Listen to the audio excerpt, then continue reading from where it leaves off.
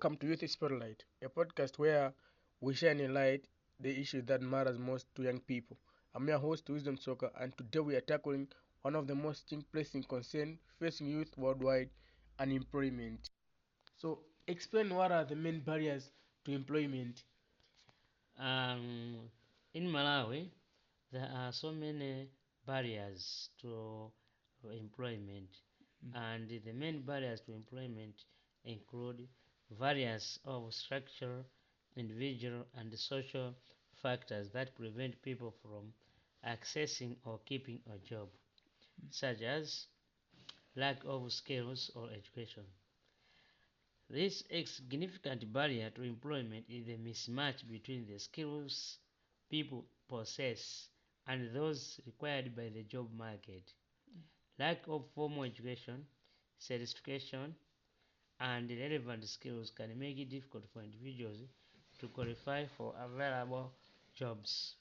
That is to say, most of the people they don't have formal education that they can be employed.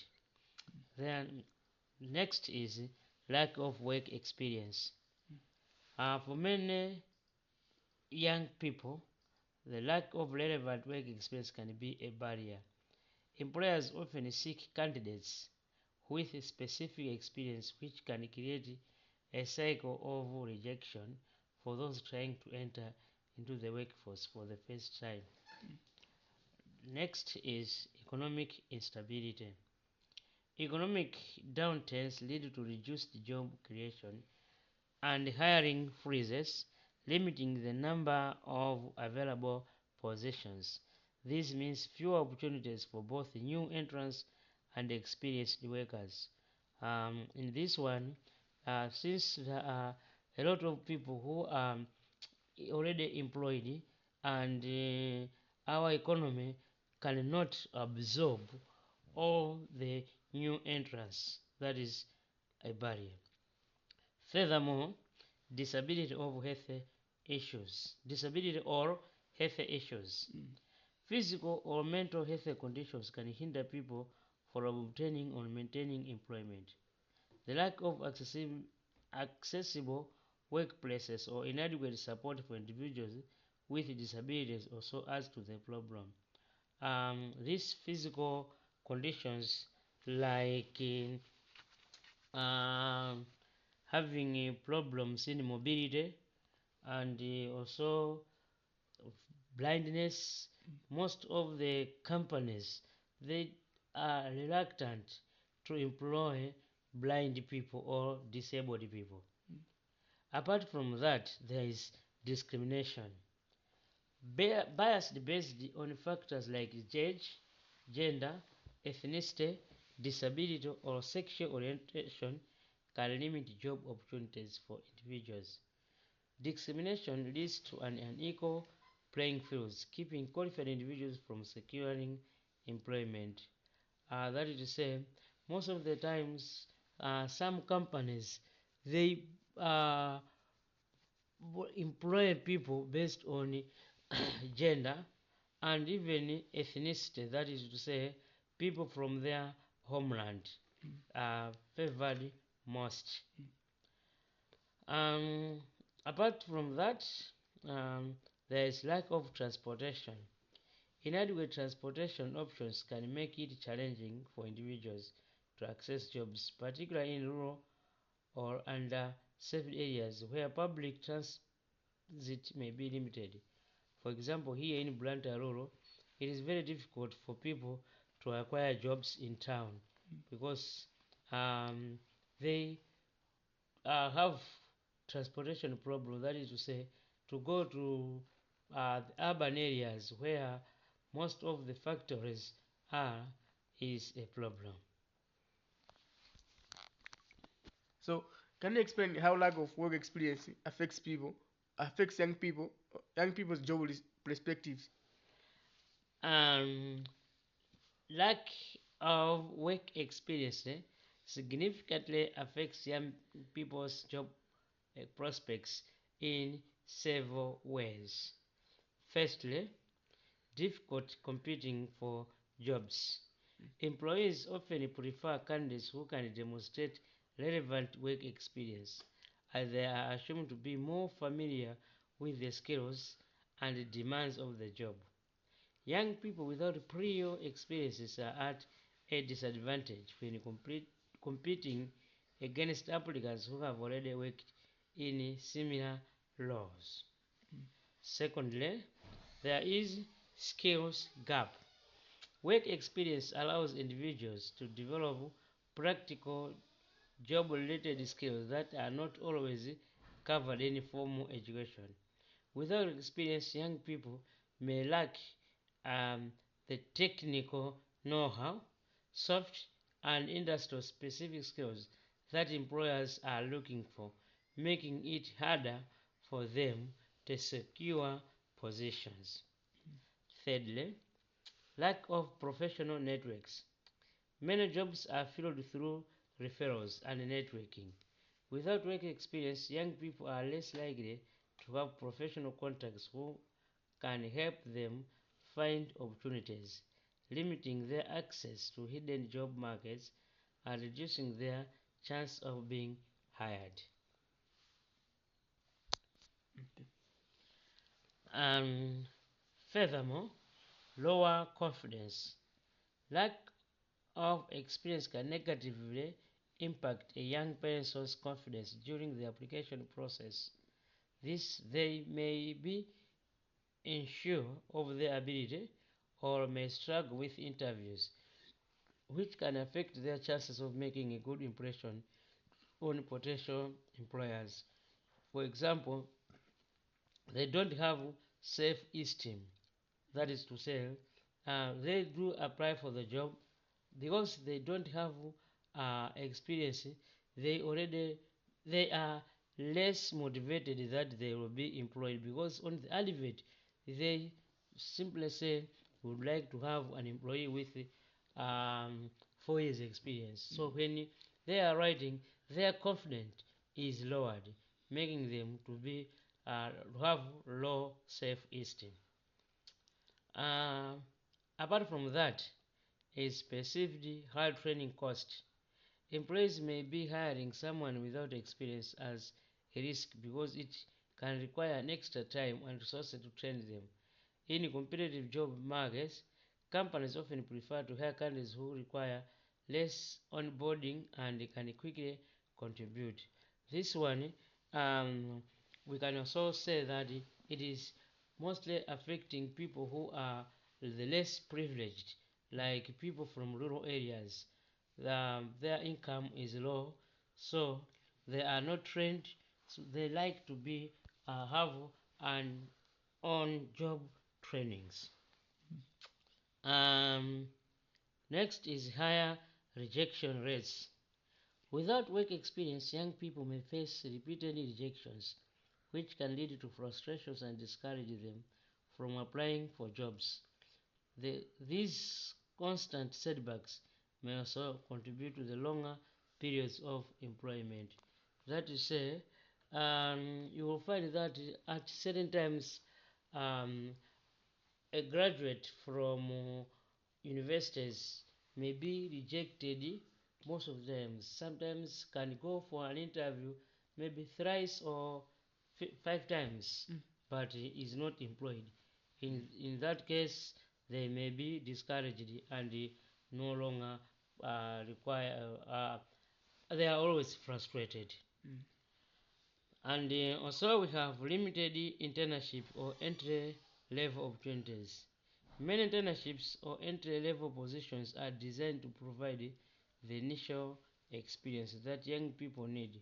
However, the ability of such positions is often limited, and the competition for these roles can be intense, further restricting the opportunity to gain the crucial first experience.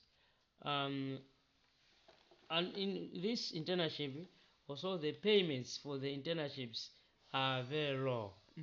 That makes them to have challenges in sustaining their day-to-day lives.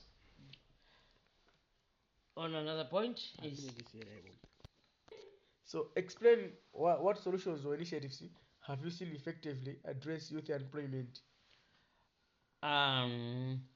Youth unemployment can effectively requires a multi-faced approach involving initiatives from governments, education institutions, businesses, and non-profit organizations, or in other ways we can say non-governmental organizations.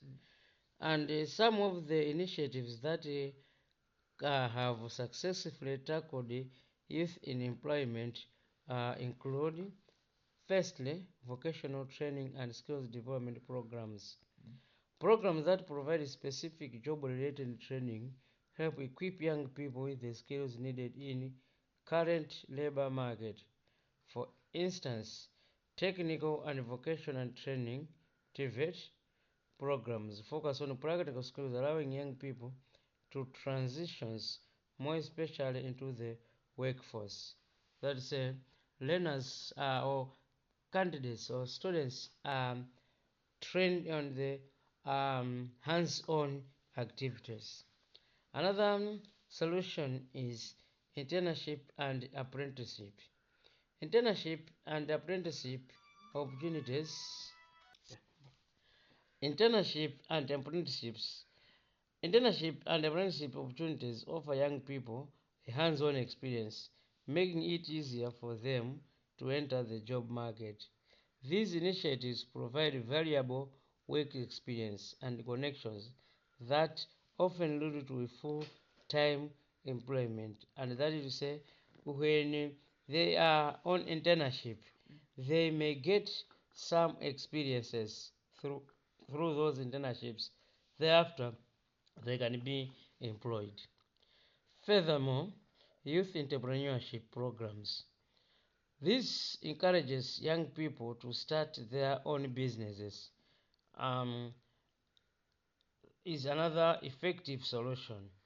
Initiatives such as microfinance programs, young start-up incubators, and business mentorship often support training and funding for young entrepreneurs. Programs like the Youth Entrepreneurship Support, which in short is known as YES initiative, have been successfully creating self-employment opportunities. And also we have public-private partnership. Collaboration between government, private companies,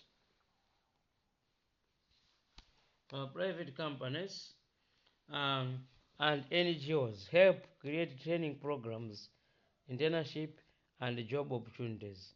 This partnership ensures training is relevant to industrial needs and increases employment chances for young people. That is to say, when they are in the public partnership, they may have an interactions with the NGOs, thereby making them to be employed. Or to have experience. Yes. Career guidance and counseling. Career counseling programs in schools and universities provide young people with information about different career paths and help them make informed decisions about their education and employment. This helps align young people's skills and interests with market demands. That this to add on this point, that is most of young people, they don't make their own informed decisions. If they are properly guided and counseled, then they can make a very good choice on their careers. On top of that, we have youth employment subsidies. Government subsidizes for employers who hire young people can encourage businesses to recruit inexperienced candidates. This subsidies helps to reduce the financial risk to employers and provide job opportunities to the youth. Examples include youth wage subsidies in countries like South Africa. And one of the examples that government can have on government subsidies is the reduction of taxes. That is to say, if a company is employing young people who are not experienced most, then um, it should pay a reduced tax. Another one is digital skills training. Many programs now focusing on teaching digital and IT skills to young people. These skills are in high demand across industries. Initiatives like Google Digital Skills for Africa or Microsoft Youth Park provide training in areas like coding, digital marketing, and IT support, helping young people stay relevant in an increasing digital job market.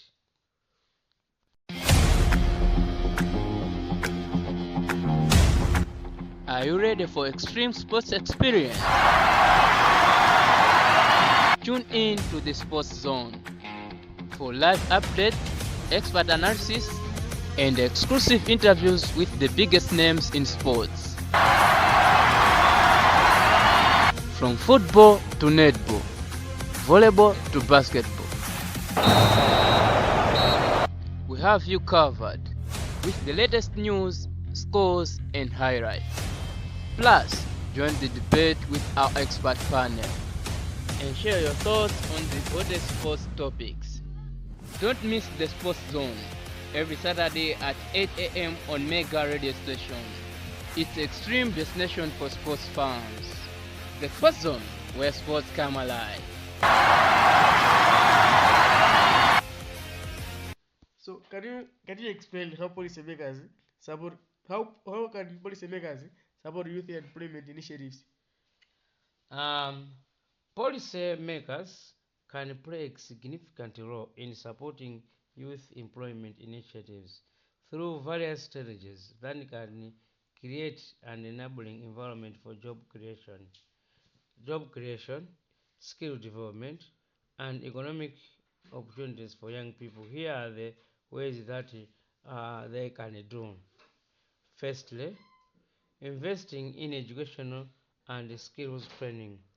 Policymakers can support youth employment by enforcing the education system to align with labor market demands. Investing in technical and vocational education training TVETA programs helps equip young people with the specific skills needed in industries where job opportunities are available. And these policymakers can deliberate these issues in parliament, in district assemblies, in village meetings, as well as area development committees. Next is promoting public-private partnership. Government can collaborate with the private sector to develop internship, apprenticeship, and training programs. This partnership can help ensure that young people receive training that meets industrial needs and improve their chance of finding employment. Then we have these policymakers also can provide incentives for employers.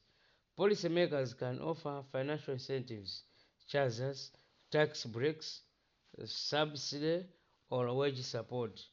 For companies that hire young people, these incentives can reduce the risk of employers when hiring inexperienced, coordinated, and encourage them to create more opportunities for young workers. And in this one, young workers can be proud of being employed in these companies. Creating internship programs is another solution. Encouraging young entrepreneurs is a powerful way to address youth employment.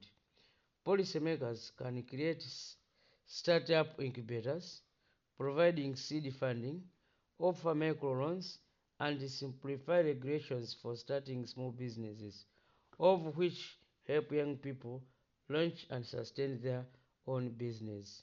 Yeah, this they can do it by giving them small loans so that they can buy other things. For example, if some of the young people have been trained in vocational trainings, then they can be given a small soft loans so that they can start business, thereby depending on their own. Next is implementing youth employment guarantees. Policymakers can implement initiatives like youth guarantees that ensure young people receive an offer of employment, training, or further education within a few months of leaving school or becoming unemployed. This kind of policy provides a safety net to young people and prevents long-term unemployment. That is to say, they cannot stay longer without being employed. Expanding public works programs. Temporary, temporary public works program can help young people gain work experience, earn income, and contribute to community development. Policymakers can create public employment opportunities, particularly in areas such as infrastructure development, environmental conservation, and social service. And these things these programs can sustain young people's livelihood. So, what message would you give to young people struggling with unemployment these days? To young people struggling with employment, I would say very few issues. Firstly, know that you are not alone. Many people face similar challenges, and it's important to stay hopeful. The job makers can be tough, but each step you take brings you closer to your goal. Use this time to build your skills and seek opportunities for growth. You can take online courses, learn new skills, volunteer, or work on personal projects. Anything that adds to your experience and showcases your abilities. Every skill you learn can be a stepping stone towards your brighter future. It is also important to be proactive. Expand your network by reaching out to people in your desired industry. Attend workshops or events and let others know that you are seeking opportunities. Sometimes connections lead to opportunities that are not advertised publicly. Yeah, there are some companies which does not advertise their vacancies publicly. They do have internal vacancies. Thereby, if you make yourself available to this, you can be employed. Remember that setbacks do not define you. Rejection is part of the process. View it as a chance to learn and improve. Each no brings you closer to a yes. Stay adaptable. Be open to different types of work and explore opportunities that you may not have initially considered. Keep believing in yourself. Keep learning and keep pushing forward. Your persistence will pay off, and the existence and resilience you gain during this time will serve you well throughout your life. But So, can you explain what future directions do you see for addressing youth unemployment? Addressing youth unemployment in the future will require adaptive strategies that respond to technological, social, economic, social and economic changes. Here are some of the key directions that can help tackle youth unemployment effectively. 1. Focus on digital and technological skills. As technology continues to shape the job market, investing in digital literacy and technology-related skills is crucial. More programs will need to reach young people's skills in the fields like artificial intelligence, coding, cybersecurity, and digital marketing to prepare them for jobs in the digital economy. Promoting entrepreneurial skills and startups. Encouraging entrepreneurships as a career path will continue to be a major direction. Providing young people with access to finance, mentorship, and training in starting and running business will enable them to create their own opportunities and to contribute to job creation. That is to say, these days, most of young people, they go to school so that they can be employed. So that we need to have a mindset change whereby it's not only when you go to school to get employed. You can start your own business and um, employ other people. Yeah, greener jobs and sustainable sectors. The shift towards a greener economy will generate new employment opportunities in areas like renewable energy, environmental conservation, and sustainable agriculture.